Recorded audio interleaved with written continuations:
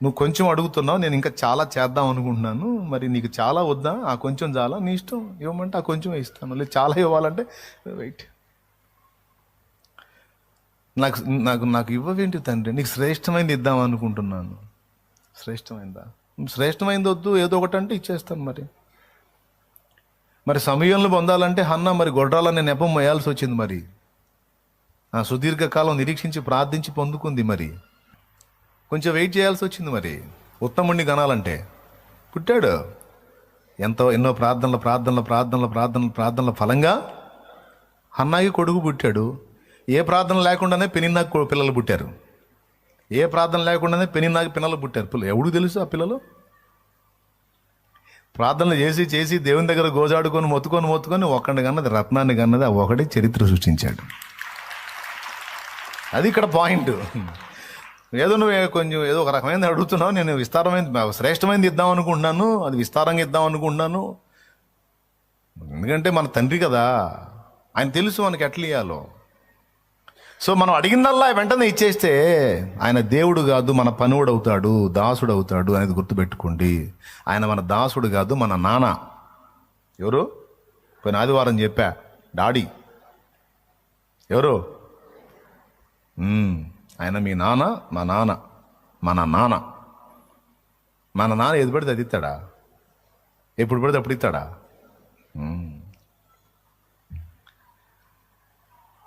మా చిన్నోడు ఒక దశలో నన్ను ఇబ్బంది పడ్డాడు పాపం. వాళ్ళని చూసి నాకు బైక్ కావాలన్నాడు. బైక్ అంత లేవు, నీకెందుకురా బైక్ అన్నాడు. ఎందుకంటే దాన్ని ఆపగలిగే శక్తి వాడికి లేదు. అప్పుడే నాకు బైక్ కావాలన్నాడు. దాని మీద ఎన్నో మరణాలు నేను కళ్ళారా చూస్తున్నాను. నాకు ఇష్టం లేదు, వద్దు నాయన. ఒక దశలో అది అందించినందుకు నేను వానికి అభ్యంతరకరమైన వ్యక్తిగా అనిపించవచ్చు, ఇబ్బంది కలిగించవచ్చు. కానీ ఒకవేళ వాడు అడిగాడని అది ఇచ్చేస్తే, వాడు మిడిమేళంగా పోతే, మొత్తానికి పోతే పరిస్థితి ఏంది? కాబట్టి వాడిని మనసు నొప్పించినప్పటికీ, వాడు కొంచెం విసుక్కున్నప్పటికీ, సణుక్కున్నప్పటికీ, గొండుకున్నప్పటికీ, పిల్లోడు కాబట్టి పిల్లతనంగా అనుకున్నప్పటికీ నేను వాడు అడిగింది ఇవ్వలేదు, వాడు క్షేమంగా ఉన్నాడు అనుకొని నేను తృప్తి చెందుతా. కొన్ని ప్రార్థనలకు అలా జవాబు ఇవ్వడు దేవుడు. ఓకేనా? కొన్నిటికి శ్రేష్టమైనది ఇవ్వాలని ఆగుతాడు. 5వది, కొన్ని ప్రార్థనలకు మనం వెళ్ళిపోయిన తర్వాత కూడా. సో మెట్టుకి మీరు ఈ విషయాలన్నిటి కూడా మెయిన్ ఒక్కటి గ్రహించాల్సింది ఏంటంటే, మనము చేయగలిగేది ప్రార్థన. అసాధ్యమైనవి మనం చేయలేం, కానీ మనం చేయగలిగేది ప్రార్థన. దైవజనుని మాటలో ఆ ప్రార్థనను కూడా నిలకడగా, పట్టుదలగా, విసుక్కోకుండా, మొండిగా గోజాడాలి. పదే ఒకే విషయాన్ని గురించి అడగటం అంటే ఎవరికైనా విసిగే కదండి. విసుగా లేదా? అడిగించుకునే వ్యక్తికి, లేకపోతే అడిగేవాడికైనా విసిగే. ఏంటి అడగవచ్చు కదా అంటే, ఇప్పుడు 5 సార్లు అడిగాం, ఏం ఆన్సర్ రాలా, అందుకే ఇంకేం అడుగుతాం? నాకు విసుగు వచ్చింది, అడిగినా మనిషి చేయటల్లా, ఇంకెందుకు చెప్పటం, అడగటం, అందుకే వదిలేశాను. కానీ దేవుడు అలా ఉండడు. ఏదో ఒక రిజల్ట్ అనేది నీకు తప్పనిసరిగా దేవుని దగ్గర నుండి దొరుకుతుంది. కాబట్టి అడుగుడి మీకు ఇయ్యబడును, వెదకుడి మీకు దొరుకును, తట్టుడి మీకు తీయబడును. అడుగు ప్రతివాడు పొందును. అడుగు ప్రతివాడు పొందుననుంది కదా, అడిగిందే ఇస్తాడు కదా. మళ్ళా నువ్వేంటి, మనం ఒకటి అడిగితే అంతకంటే శ్రేష్టమైనది ఇస్తాడు, లేకపోతే వద్దంటాడు. లేదా టైం ఎన్ని చెప్తున్నావు ముచ్చట్లు. మత్తయి 7:7 ఏముంది? అడుగుడి, వెదకుడి, తట్టుడి. రైట్. కళ్ళు లేనోడు వచ్చాడు, ఏం కావాలి నీకు అన్నాడు. కళ్ళు కావాలన్నాడు, కాళ్ళు లేదుగా, కళ్ళేగా ఇచ్చాడు. ఇప్పుడు మనం ఒకటి అడిగితే ఇంకోటి ఎందుకు ఇస్తాడు? మనం అడిగిందే ఇస్తాడు అని మత్తయి సువార్త 7:7, అడుగుడి మీకు ఇయ్యబడును, వెదకుడి మీకు దొరుకును, తట్టుడి, అడుగు ప్రతివాడు. అంటే ఆ ఒక్క మాట దగ్గర ఆగిపోకూడదు. మత్తయి 7:7 ఆ మాట ఉంది. 1 యోహాను పత్రిక 5:14 ఇంకో మాట ఉంది చూడు. మొదటి యోహాను పత్రిక 5:14 ఇంకో మాట ఉంది. ఆ మాటను బట్టి ఇంత మేడ ఆయనను బట్టి ఆ, మనకు కలిగిన ధైర్యం ఏదనగా, ప్రభువును బట్టి మనకు కలిగిన ధైర్యం ఏదనగా, ఆయన చిత్తానుసారముగా మనం ఏది అడిగినను ఆయన మన మనవి ఆలకించునన్నదియే. అబ్బా, మనం ఏదైనా అడగొచ్చంట, అయితే అడిగేది ఆయన చిత్తమై ఉండాలంట. ఆయన చిత్తానుసారముగా మనం ఏది అడిగినను ఆయన మన మనవి ఆలకించును. సో నువ్వు అడిగేటప్పుడు ఫస్ట్ గుర్తుపెట్టుకో, వివేచించు, నేను అడుగుతున్నా ఇది ప్రభువు చిత్తమా కాదా. ఆ చిన్న విశ్లేషణ అనేది, ఆ చిన్న విమర్శ అనేది మనకు ఉండాలి. నేను అడుగుతున్నా ఇది తండ్రి చిత్తమా కాదా అన్న ఒక ప్రశ్న అయితే ఉండాలి. ఎందుకంటే లేఖనంలో ఆ మాట ఉంది. కొంతమంది భక్తులు ఏం చెప్పగా విన్నానంటే, నేను దేవుని డిమాండ్ఫుల్గా అడగాలండి, దేవుని డిమాండ్ఫుల్గా అడగాలి, అందులో నీ చిత్తం అయితే ఏంది, ఇంక నీ చిత్తం ఏంది, మళ్ళీ నాకు ఇష్టమైంది ఇవయా. నువ్వే చెప్పావుగా యోహాను సువార్త 15:7 ఏం చెప్పావు, నా యందు మీరును మీ యందు నా మాటలు నిలిచిన ఎడల మీకు ఏది ఇష్టమో అడగండి ఇస్తాను అన్నావుగా, నాకు ఇది ఇష్టమైంది ఇవ్వు అని అడుగుతా అని అడిగి డిమాండ్గా వసూలు చేసుకో దేవుని దగ్గర నుంచి అని చెప్తున్నారు. మంచిదే, దేవుడి దగ్గర మనకు ఆ చనువు ఉంది. డాడీ ఎందుకు ఇవ్వవు డాడీ అని తగాదా వేసుకొని మనం ఆయనతో వాదించుకోవచ్చు. ఆయన నవ్వుకుంటాడు, ముద్దాడుతాడు, ముచ్చట ఇస్తే సరే పోరా అని ఇస్తాడు. అది ఓకే, కాదని నేను అనను. కానీ ఇక్కడ మనం కొంచెం వివేచించాల్సింది ఏంటంటే, నువ్వు అడిగింది ఇస్తాడు, మనం ఏది అడిగినను ఆయన ఇస్తాడు. అయితే అడిగేటప్పుడు దీన్ని తండ్రి ఆమోదిస్తాడా, దీన్ని తండ్రి ఒప్పుకుంటాడా, ఇది ఆయనకు సంతోషాన్ని కలిగించేదేనా నేను అడుగుతుంది, ఇది న్యాయమైందేనా, ఈ న్యాయ విచక్షణ ఏం చూడకుండా ఇచ్చేస్తాడా, లేకపోతే చూస్తాడా. అంటే ఆయన పనోడు కాదు, మనం ఏం చెబితే చేయటానికి నాన్న కాబట్టి మనం ఏది అడిగితే అది వెంటనే ఆన్సర్ ఇవ్వడు. కొంచెం ముందు ఆయన ఆలోచిస్తాడు. నువ్వేదో ముచ్చట పడుతున్నావు అని తొందరపడి ఎగబడ్డు కానీ ఓకే ఓకే అట్లా అంటాడు, కొంచెం ఆలోచించుకో అంటాడు. భక్తులు ముందే చెప్పారు అడగండి, కానీ ఆయన చిత్తము నిరిగి అడగండి అంటాడు. ఇక్కడ యేసుప్రభు ఏమన్నాడు, నా యందు మీరును మీ యందు నా మాటలు నిలిచి ఉన్న ఎడల మీకు ఏది ఇష్టమో అడగండి అని ఎందుకు పెట్టాడు తెలుసా? పిస్టు మెలిక. అసలు ఆ ముందు మాట సగం కట్ చేసి మీకు ఏది ఇష్టమో అడగండి అది అనుగ్రహించబడి అంటే సూపర్ ఉండేది. ప్రతి చోట అలాంటి ఆఫర్స్ ఇచ్చే ప్రతి చోట కూడా షరతులు వర్తిస్తాయి అన్నట్టు ముందు ఇది పెడతాడు, లింక్ పెడతాడు. నీవు తలగా ఉండు కానీ తోకగా ఉండవు, నీవు పొలంలో ఆశీర్వదించబడతావు, ఇంట్లో ఆశీర్వదించబడతావు, నీ గంపయు పిండి పీసుకు నీ తొట్టియు దీవించబడును, తెగుళ్ళేవి నీ దరికి చేరవు, అసలు నీకు అన్ని విషయాల్లో నేను తోడై ఉంటాను, నీ శత్రువులను నీ పాదపీఠంగా చేస్తా, నీ మీద ఒక్కటై వచ్చేవాళ్ళు 7 దారులు పరిగెత్తేటట్టు చేస్తా. బా ఎన్ని ఆశీర్వాదాల్లో, దేశం యొక్క ఉన్నత స్థలంలో మీద నిన్ను ఎక్కిస్తా. బా దేవా వందనాలయ్య, తొందరగా కానీ తండ్రి.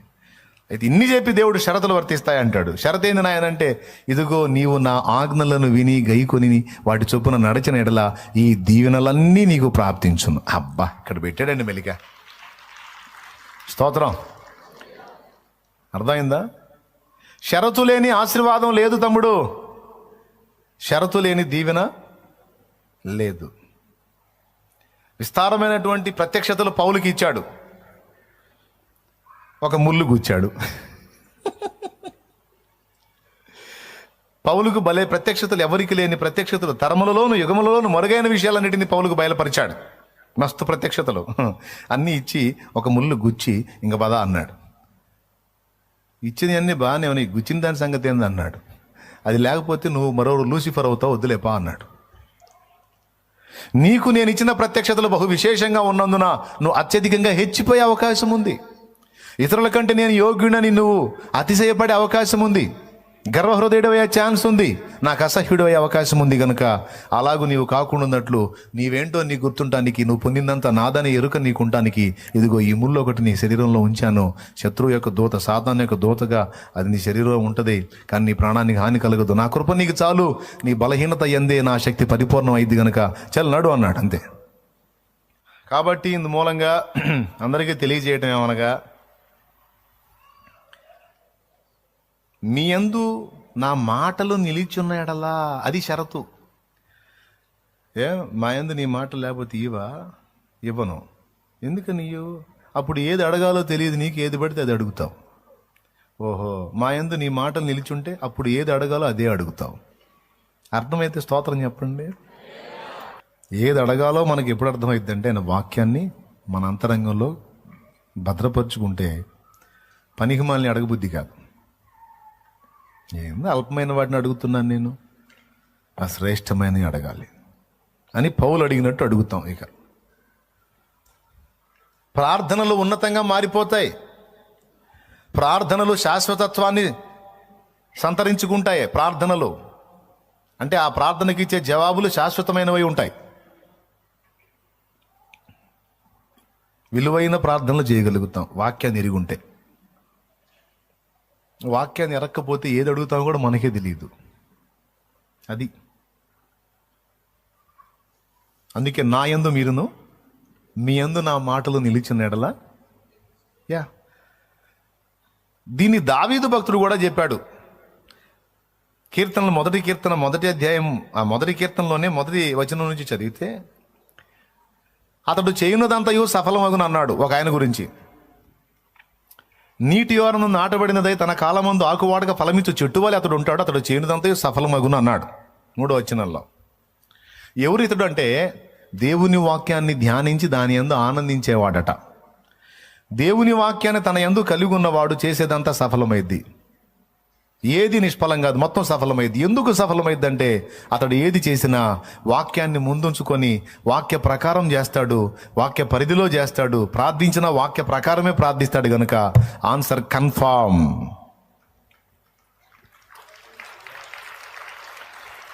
ప్రియమైన దేవుని బిడ్డ, ఒకవేళ నువ్వు అడిగేది వాక్యానుసారంగా శ్రేష్టమైనదై ఉంటే కన్ఫామ్, జవాబు కన్ఫామ్.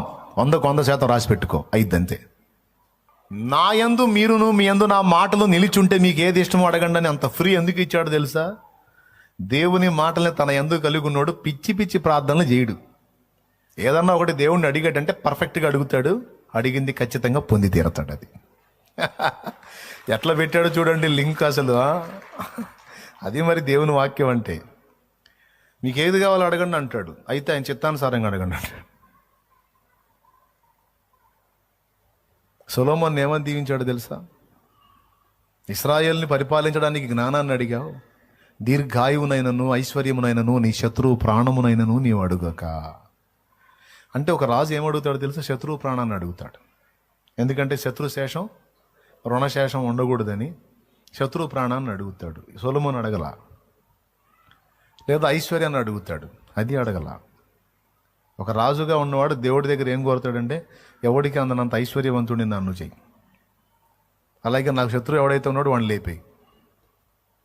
శత్రువు లేచిపోయినప్పుడు యుద్ధం లేదు, సమృద్ధి ఐశ్వర్యం ఉన్నప్పుడు అష్టైశ్వర్యాలతో తొలతూగుతాడు, రాజ్యం బాగుంటుంది, అతను బాగుంటాడు. ఇవి అడుగుతారు ఎక్కువ. ఈ 2 అడగల సొలొమోను. ఈ జనాంగాన్ని పరిపాలించడానికి నడిపించడానికి నాకు జ్ఞానం లేదు, వారు నడిపించడానికి కావాల్సిన జ్ఞానం నాకు దయచేయ్యా. తీర్పు తీర్చడానికి, న్యాయం పరిరక్షించడానికి, జనరంజకంగా పరిపాలించడానికి కావాల్సిన జ్ఞానం నాకు దయచేయి తండ్రి అని ప్రార్థన చేసినప్పుడు యుక్తమైనది అడిగావు కనుక నీవు అడగని 2 నీకు అదనంగా ఇస్తున్నాను. అదేంటంటే ఐశ్వర్యమును మరియు ఘనతను కూడా నేను నీకు ఇస్తున్నాను. నీకు ముందుగా నీ తర్వాతగా నీలాంటి రాజు ఇంకొకటి ఉండనంత ఘనత నీకు ఇస్తున్నాను అన్నాడు. అంతేకాదు నీవు సమృద్ధి కలిగిన వాడవే ఉండున్నట్లు నేను ఆశీర్వదిస్తున్నాను అన్నాడు. నిజంగా ఇశ్రాయేలు రాజ్యం సొలొమోను ఉన్నప్పుడు అనుభవించినంత వైభవం మరి ఎప్పుడు అనుభవించాల, రేంజ్లో అనుభవించింది.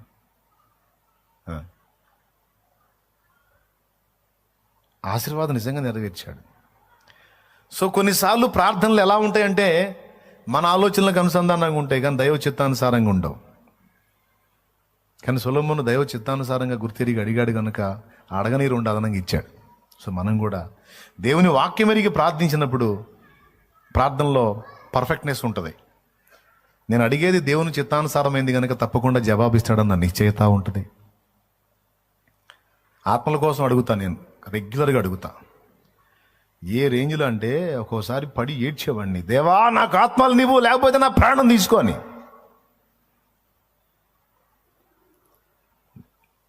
ఆమె అన్నాడు ఆయన.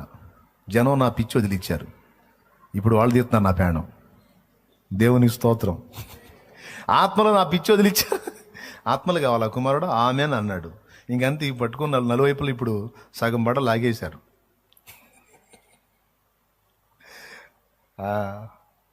ఏ రోజు ఖాళీ లేదు, తిరుగుతా ఉన్న పిచ్చోని దిగినట్టు ఇచ్చాడు. అడిగింది ఆయన చిత్తానుసారమైంది. దేవా నాకు ఆత్మలను ఇవ్వు, లేకపోతే నా ప్రాణం తీసుకో. ఊరినాయన సచ్చిందాక ఎందుకులే బేట, ఇస్తాలేరా ఆత్మలేగప్ప. నన్ను అడుగుము, జనములను నీకు సొత్తుగాను, భూమిని దిగంతములను నీకు స్వాస్థ్యముగా ఇస్తాను అన్నాడు. చూడండి, అడగమన్నాడు. వాక్యం ఎరిగితే ఏది అడగాలో ఏది అడగొద్దో తెలిసిద్ది. అడిగే దానిలో పర్ఫెక్ట్నెస్ ఉంటుంది, నిశ్చయత ఉంటుంది, కన్ఫామ్ అనే విశ్వాసం కూడా కలిగిద్ది. ప్రార్థన విషయంలో నేర్చుకుంటున్నాం మనం. ప్రార్థన చేయాలి, అది కూడా ఎలా? ప్రార్థనకు 5 రకాల జవాబులు ఉన్నాయి. ఈ గొడవంతా లేకుండా చేసిన ప్రతి ప్రార్థన పర్ఫెక్ట్గా దేవుడు విని జవాబు ఇవ్వాలంటే ఆయన చిత్తం ఏదో ఎరిగి ప్రార్థన చేస్తే ప్రతిదానికి జవాబు పర్ఫెక్ట్గా ఉంటుంది, డౌట్ లేదని చెప్పాను. ఇంతకు చిత్తం ఎట్ట తెలిసిద్దంటే వాక్యం చదివితే తెలిసిద్దని చెప్పాను. వాక్యం చదివితే ఎట్ట చేస్తాం? చిత్తానుసారమైన ప్రార్థన అంటే ఇట్ట చేస్తాం అందని నా ఎగ్జాంపులే చెప్పాను నేను. నన్ను అడుగుము, జనములను నీకు సొత్తుగాను, భూమిని దిగంతంలో స్వాస్థ్యంగా ఇస్తానని కీర్తనల గ్రంథము 2వ కీర్తనలో దేవుని కుమారుడైన క్రీస్తుకు దేవుడు, తండ్రి అయిన దేవుడు ఇచ్చిన వాగ్దానం. క్రీస్తుకి ఇస్తే నాకెందుకు రాసి పెట్టాడు? ఇది నా దాకా వచ్చిందంటే నేను కూడా ఈ ప్రార్థన చేయొచ్చని అర్థం. కాబట్టి నేను కూడా చేశా. నన్ను అడుగుము, జనములను నీకు ఇస్తానన్నావుగా, నేను ఎవరిని అడగ, నిన్నే అడుగుతున్నా. నాకు సహాయం చేయి. ఆత్మలను ఇవ్వు, ఆత్మలను గెలవాలి, ఆ నశించిపోతున్న ఆత్మలను సంపాదించాలి, విస్తారమైన ఆత్మలను రక్షించాలి. నువ్వు సంతోషపడాలి. నాకంతే చాలు. నాకు ఆత్మలు ఆత్మ ఆత్మ ఆత్మ ఆత్మ.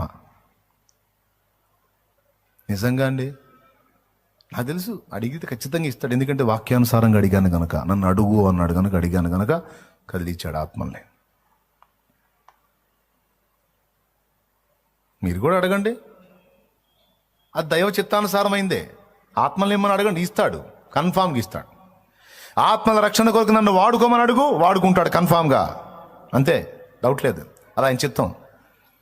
బాధలో, వేదనలో, దుఃఖంలో, శ్రమలో, నష్టంలో, నాశనంలో ఉన్న వారిని రక్షించమని అడుగు, నువ్వు ఇస్తాడు. నీకోసం నువ్వు అడగట్లా, సాటి మనిషి కోసం అడుగుతున్నావు.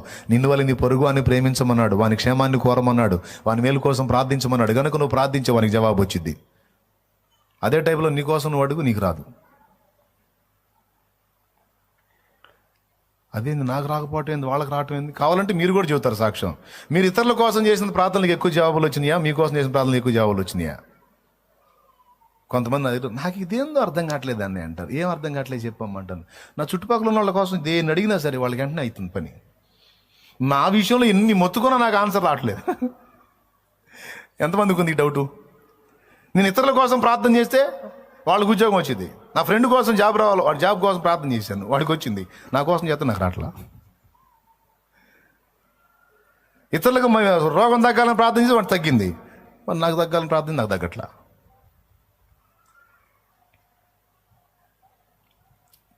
కొంతమందికి తగ్గిద్దే, కొంతమందికి ఆన్సర్ రాదు ప్రార్థనకి. మళ్ళీ వాళ్ళు ఇతరుల కోసం చేస్తే వచ్చింది. ఎందుకంటే ఇది వాక్యానుసారం.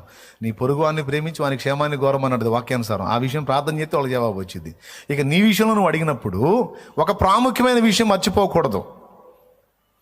ఆ ప్రాముఖ్యమైనది కూడా వాక్యం చదివితే నీకు తెలిసిద్ది. ఇవన్నీ వాక్యంలోనే ఉన్నాయి, నాకేం తెలుసులేదే. నీ కోసం నువ్వు ప్రార్థన చేసుకున్నప్పుడు కూడా దేవుడు ఇస్తాడు, కానీ ఏ జవాబైనా ఇస్తాడు, కానీ అందులో స్వార్థం ఉండకూడదు, నీ భోగేచ్ఛ ఉండకూడదు. అది లేకుండా నువ్వు అడగాల. అర్థమైందా? మీరు అడిగినాను, ఫస్ట్ ఏమన్నాడు యాకోబు రాసిన పత్రిక 4లో, మీరు అడిగినను ఫస్ట్ ఏమన్నాడు, మీరు దేవుణ్ణి అడగనందున మీరేం పొందట్లేదు అన్నాడు. యాకోబు రాసిన పత్రిక 4లో మీరు దేవుణ్ణి అడగనందున మీరు పొందట్లేదు అన్నాడు. ఒకవేళ అడిగినను మీరు మీ భోగముల నిమిత్తమో స్వార్థకాంక్షతో అడుగుతున్నందున మీకేమీ దొరకటం లేదు. అంటే అక్కడ నేర్పుతున్నాడు, నువ్వు అడిగేది ఎలా ఉండాలో తెలుసా? నీ భోగం కోసం, నీ ఆనందం కోసం కాదు. నువ్వు ఏది అడిగినా, ఆఖరికి నీ కోసం నువ్వు అడిగినా, అందులో దైవ చిత్త నెరవేర్పు కొరకై ఉండాలి. దీని మీద చాలాసార్లు వాక్యం చెప్పా, మళ్ళీ ఒక్కసారి టూకీగా గుర్తు చేస్తా. నీకు మంచి ఆరోగ్యం కావాలని అడిగావు. ఆరోగ్యం ఇస్తాను బేటా, ఏం చేస్తావు అంటాడు దేవుడు. ఏం చేసింది? లైఫ్ని ఎంజాయ్ చేస్తాను తండ్రి అంట. లైఫ్ని ఎంజాయ్ చేయడానికి తగలబెట్టిన నీకు ఎందుకు, నేను ఆరోగ్యం ఇవ్వాలంటాడు. మరి దేనికి ప్రభా? తెలియక అడుగుతున్నాను. దేనికి తండ్రి అంటే, నా పని చేయాలి కదా రయ్యా, నీ సేవ చేస్తాను అంటావు నువ్వు. నీ చిత్తం నెరవేరుస్తాను తండ్రి అన్నమ్మా. ప్రభా నా సంతానాన్ని ఇవా, ఎందుకమ్మా? గొడ్రాలు అంటున్నారు తండ్రి. ఆహా, ఆ మాట తప్పించుకోవడానికా? సరేలే. అన్న అట్లా ఆడలా. అన్న ఎట్లా అట్లింది?